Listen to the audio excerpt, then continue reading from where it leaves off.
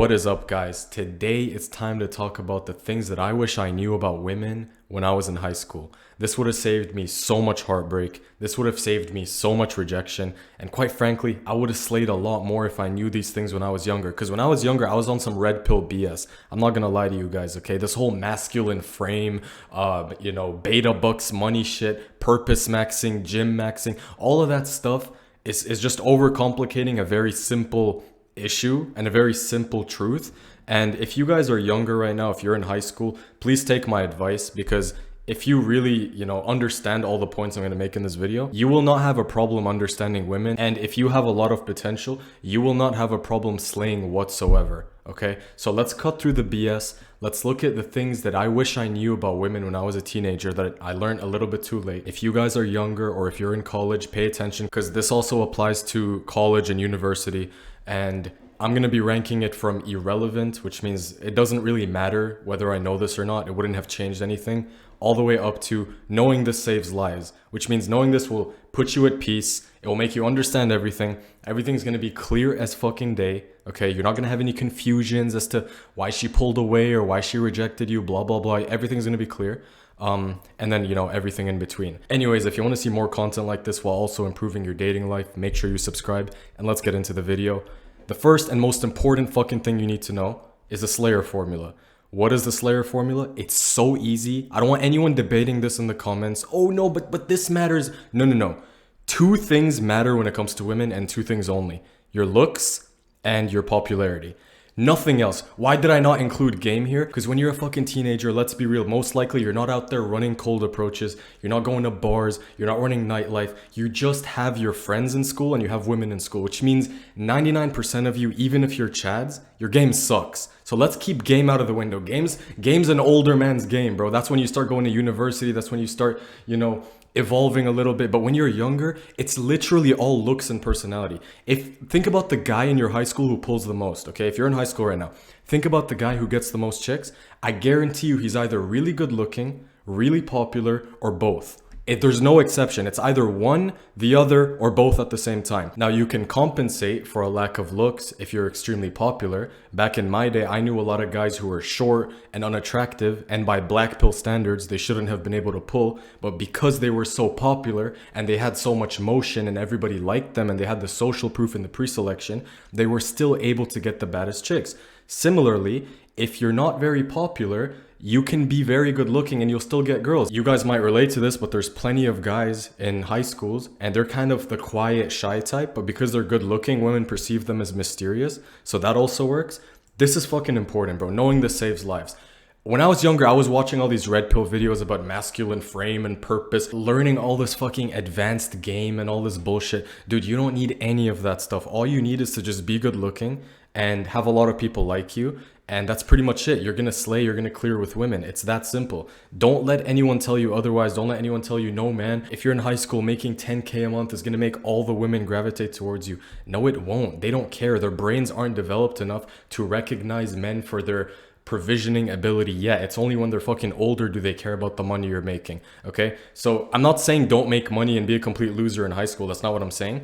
But I'm just saying that the most important things when it comes to women when you're young is your looks and your popularity. And if you have game on top of that and you know what you're doing and you understand female nature, oh, you're gonna clear. It's not even a question anymore. You're just going to absolutely clear everyone else. Because most of the chads who slay in high school, they still don't know what the fuck they're doing, okay? They're still retarded. They still don't know anything about female nature. They're pretty dumb. But if you learn game on top of this, you'll be golden. I just didn't want to include it in the formula because most young guys just don't have game. Game starts to enter the equation when you're a little bit older. But yeah, knowing this saves lives. Let's move on. Girls just want to have fun. This also saves lives because a lot of you high school guys, you're trying to be this like masculine, purposeful, ambitious individual. You're trying to come off like you have a good head on your shoulders and like, oh, look at me and how stable I am. Bullshit. Girls when they're younger, and especially when they're younger, this is pretty much true regardless of their age, but especially when they're younger, guys, you have to understand all they care about is a guy who's funny, who's good looking, who's social, and who they can have a good time and laugh with. That's literally it. Everyone overcomplicates shit and says, no, women look for this, look for that. And maybe that's true when they get older and their hypergamous instincts start fucking kicking in a little bit more. But for the most part, dude, if you're in high school, make her laugh, throw parties, have a bunch of friends, do a bunch of cool shit, and most likely you're gonna get the girl. Now, if you're some boring guy who has boring hobbies and does things that girls don't like and doesn't hang out with a bunch of girls, you're going to struggle. So yeah, guys, it's so simple. Girls just want to have fun. Even the serious relationship types, you know, they also just want to have fun. They're not going to be young forever. They know this. So it's nothing personal. Just understand this and let's move on. Next up, we have older guys mog you. I would say that this is pretty important to know. It really depends on the girl. This is not to say that every fucking girl in high school wants an older guy, but I'm just saying when I was in high school, this is a personal experience thing. Most of the baddies our age were getting snatched up by older guys. Guys in their 20s sometimes, which is weird if you think about it. You know, I was 16, broke, and my 16-year-old looks match was getting snatched up by like a 20-year-old driving a Range Rover. That's how it is in some places. Depending on your high school, that might also be the case. But older guys just tend to mog because, you know, just because women are fucking young doesn't mean that they don't want better, right? So if you're a 10th grader, an older guy probably looks better than you. He probably has his shit together more. He probably drives, which makes him look cool. And, you know, that's just what the younger girls are going to be into. So if you're an older guy, you can clear up by going down a grade or two. Like I've seen a lot of 12th graders raise up 11th and 10th graders. Just how the game goes. They like older guys. Older guys know that they're fucking easier than the girls their age because the girls their age are going for even older guys.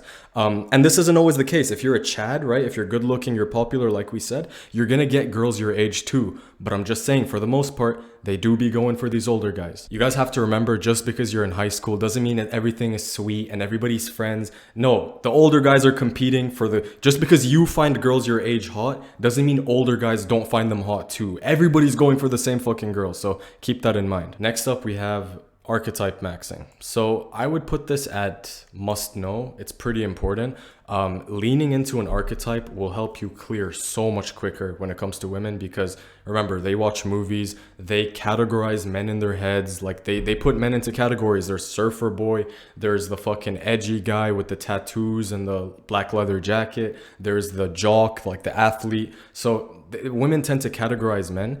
And if you're like plain and boring and your style's kind of normal and you don't really lean into a particular look or a particular archetype, it can work against you. I think archetype maxing is so OP if you have an affinity for a certain look or a certain archetype. So, you know, pretty important to keep in mind, but it's not a complete deal breaker. I might actually lower this a tier. Next, we have women don't care about intelligence. Must know. Very, very important to recognize this, guys, because when I was younger, I used to cope by telling myself, well, you know, these guys are better looking and more popular than me, but she sees how intelligent and mysterious and different I am from the rest. And I'm gonna tell you guys right now, bro, this whole lone wolf sigma shit is so cope. Like, if you're in high school and you're not that popular, you don't have many friends, most likely, depending of course on the type of high school, like I get it, not every high school is structured in this fucking, you know, social group hierarchy kind of way, but most of them are, bro. And if you're not popular, you're not gonna do that well with the girls. So get out there, start networking, talk to the fucking cool kids, go to the parties and shit. That's the best advice I can give young guys when it comes to women. But back to the point here, why don't they care about intelligence? Well, it's because intelligence in the Sheldon Cooper sense of the word is kind of cope. Like, she doesn't care about your high IQ or your ability to solve math problems or the grades that you get. A lot of guys like to think that, well, I have a good head on my shoulders and I get good grades. She should like me more than the fucking retard who goes out and drinks and smokes and doesn't get good grades. It's the other way around, bro. Even the good girls don't really give a fuck about how smart you are. You know, maybe some nerdy, neurodivergent girls are gonna reward you for your intelligence, but for the most part, they don't care, okay? And when women say they like a smart guy, what you guys have to realize is they're talking about a pretty boy, maybe a guy who looks like this, or like a jock or somebody who's athletic and popular, who happens to wear glasses and, you know, act smart sometimes. You know those fake smart guys, the ones who wear glasses and dress smart, but they're actually fucking retards? Those are the actual smart guys that women think about. If you're some fucking geek solving a Rubik's Cube in the corner of a room, I hate to break it to you, most women are just not gonna even look your way twice. Even the nerdy girls. You'd be lucky if a nerdy girl came and gave you time of day. That's just how it is, guys. You could make an argument that women care about intelligence and like the street smart. Oh, he's competent. He can solve real world problems. He can get a lot of money. He has a lot of status. Any practical intelligence that benefits them, sure. I guess that does matter when they're older, of course. But the intelligence in like this nerdy mathematics kind of, academic sense is not really going to do much for you. It's actually better to be kind of dumb and low inhibition around women, because if you're high inhibition, you're not going to be able to connect to their emotional side as well as somebody who's just kind of dumb and is able to let loose and just have dumb conversations with them. So if you are highly intelligent, I recommend toning it down and dumbing yourself down when you're around women. And I know someone's gonna say, well, what if she's smart? What if she's highly intelligent and she gets good grades? Most like highly intelligent, smart girls are kind of coping because they're mid. Let's just be honest. Like if she's a 10 out of 10 baddie, she's really not gonna be on like the nerdy side. Like most women are good at school and care about academics anyways, but I just recommend retard maxing around women. Next up, we have hypergamy still applies. And knowing this will absolutely save your life, because you have to remember that just because you're in high school and just because the real world hasn't hit you yet doesn't mean that pecking orders and social hierarchies don't exist. They absolutely do exist. It just happens on a smaller scale. Women are still hypergamous in high school as they are in college and as they are in the workforce. The only difference is that the scale is smaller, which means their hypergamy is more controlled. Because if she's in high school, she really only has you and the other guys in high school to choose from. When she graduates and she goes to college, now the picture gets a lot bigger. Now there's fucking guys coming from all over the world, guys with different heights, different status ranges, different looks. There's much more competition because there's more volume of people. And when she goes to the workforce and into the real world, at that point you're competing with everyone in the world, right? Especially if she has dating apps. So you have to remember, hypergamy still applies in high school, which is why this formula is absolutely true. It just works on a smaller scale. All right, next up we have team sports equals female gaze aura points. I would say this is not a priority because, not everybody can join a team sport. Not everybody's athletic, but definitely if you have the propensity for sports and if you're good at sports, especially team related sports, women love when a group of attractive fucking masculine guys get together and win. Like women love seeing that. Why do you guys think there's memes about girls belonging to the team, or like she got ran through by the NBA team?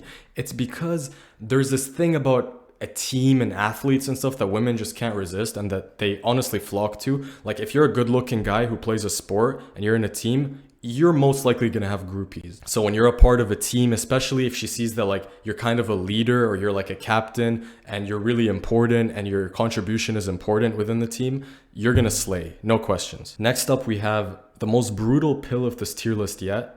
Teenage love is the most real love. This will save your life if you really understand this. I'm going to explain why.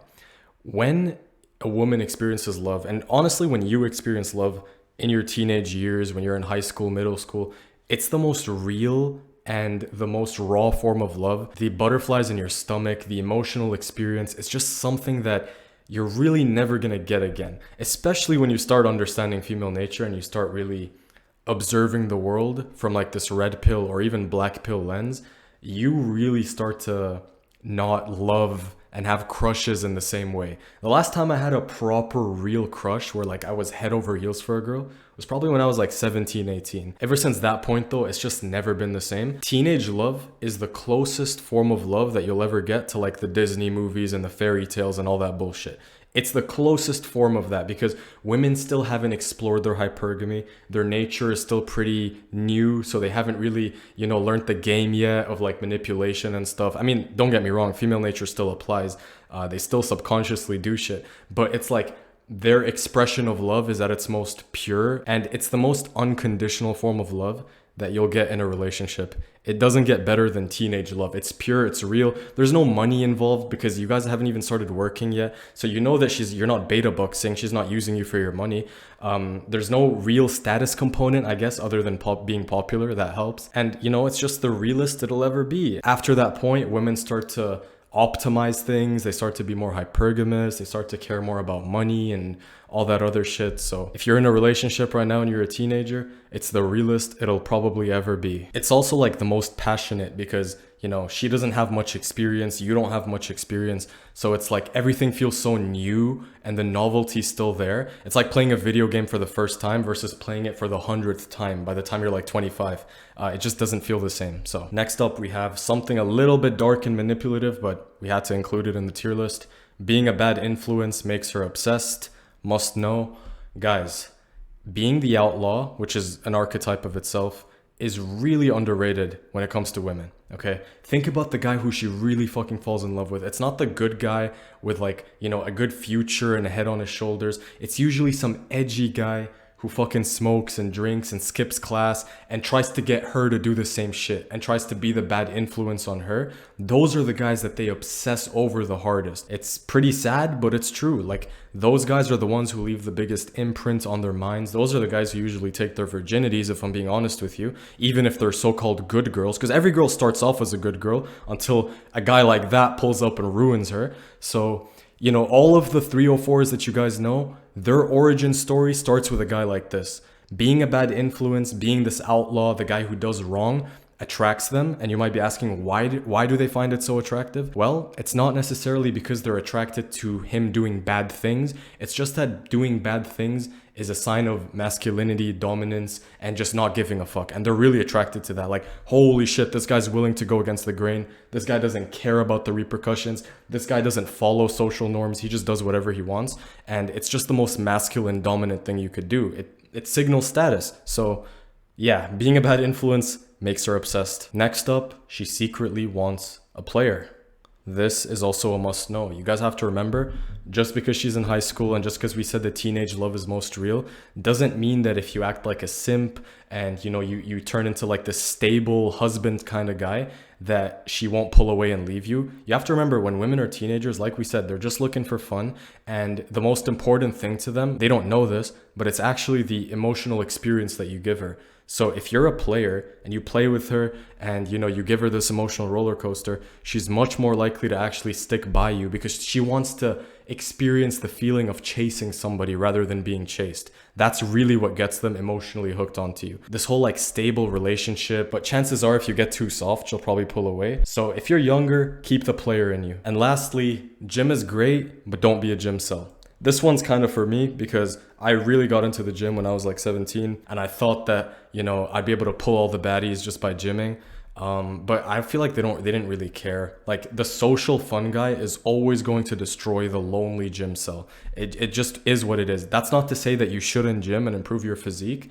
Nothing bad will ever come from that, but don't make it your main priority. Like, you still gotta be social. You still gotta go out there. You gotta be charismatic. But yeah, man, these are all the lessons that I wish I learned when I was in high school. It would have saved me a lot of time, a lot of pain. But anyways, I hope you guys enjoyed and I'll see you in the next video. Peace out.